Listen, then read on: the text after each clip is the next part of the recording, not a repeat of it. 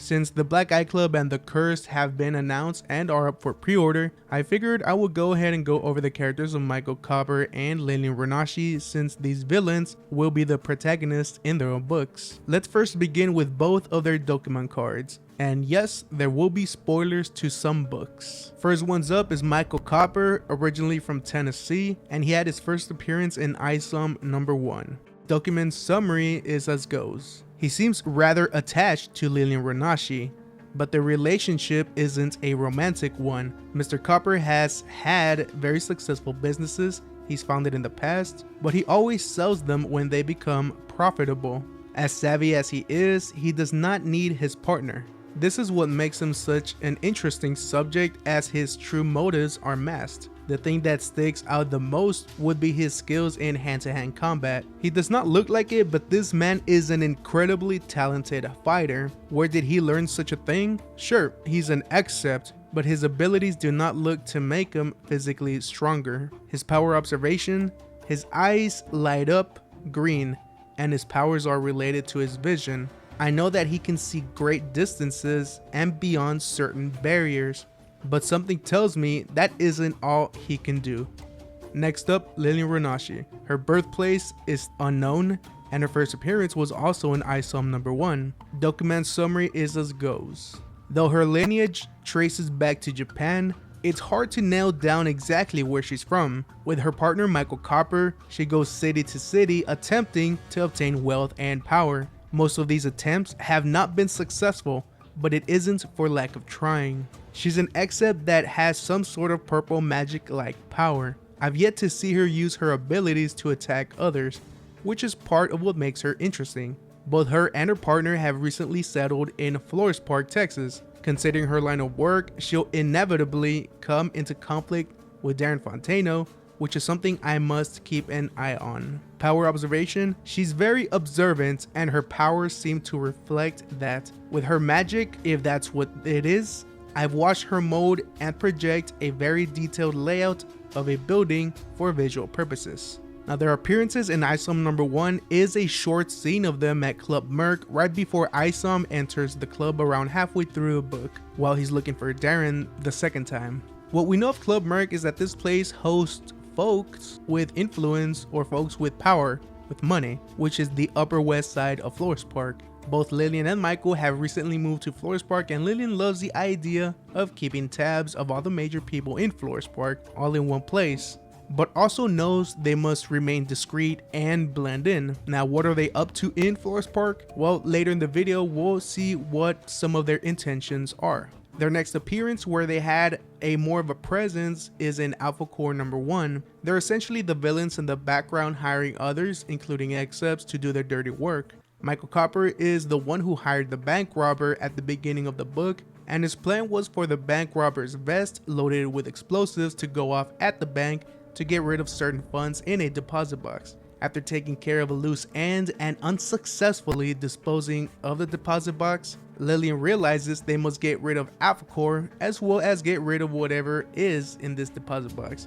This is where Lilian sends in an accept who can mind control anyone. He enters the bank, walks away with the funds, and leaves a USB drive for Alpha Core to find. And Brian, being too confident, he plugs in the USB hard drive at the Alpha Core airbase to see what's on the drive, and come to find out that this hard drive is a virus that lets Lilian take full control of this airbase. Their goal is to crash the base into the Flores Park Police headquarters, and as we know, they failed in their task thanks to the bravery of Officer Wilkins, who ended up sacrificing himself. At the end of the book, Alpha Core has their eye on them due to their companies being brought up constantly in relation to a series of felonies. Their next appearance was in Horseman Welcome to Flores Park, in which they only had a brief cameo in this one, and it's towards the end of the book, where they ended up killing Tuna because apparently he was being an inconvenience to both Michael and Lilian. And we actually only see them in that one panel, so that was a short one.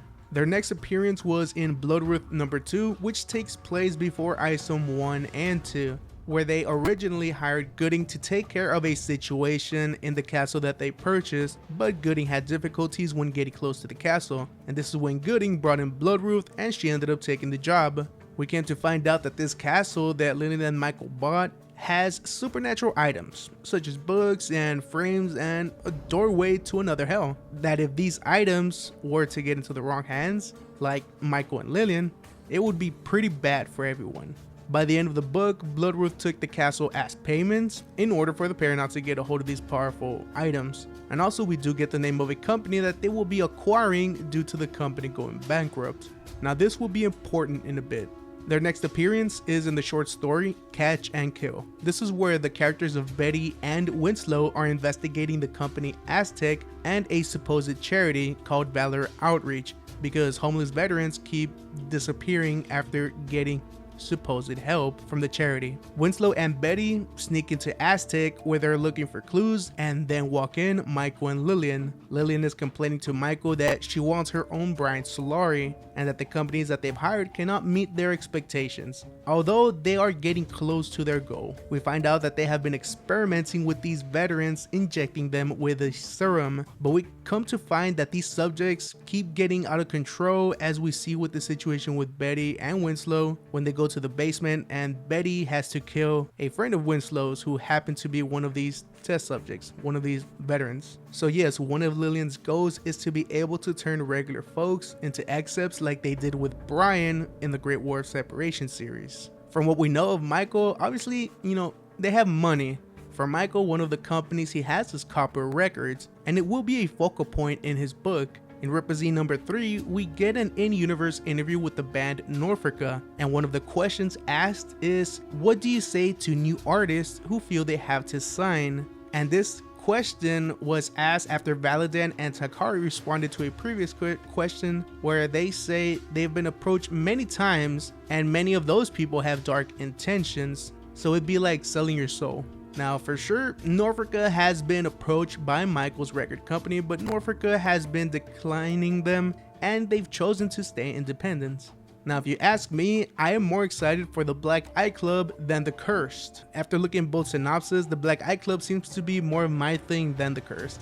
Sorry, not sorry Jen, but I am still getting your book, eventually. But you guys tell me in the comment section which of these two books are you most excited for, and let me know if I missed anything of importance. I almost forgot to mention that Michael and Lilian also have a short scene in ISOM 3 at Darren Fontano's country club, and here Michael is just trying to purchase Darren's club, and Darren is not interested in selling. After trying to convince Darren and fails, he just goes on his merry way, obviously pissed off. So this is where I'll go ahead and end this video, and I will see you guys on the next one. Take care, y'all.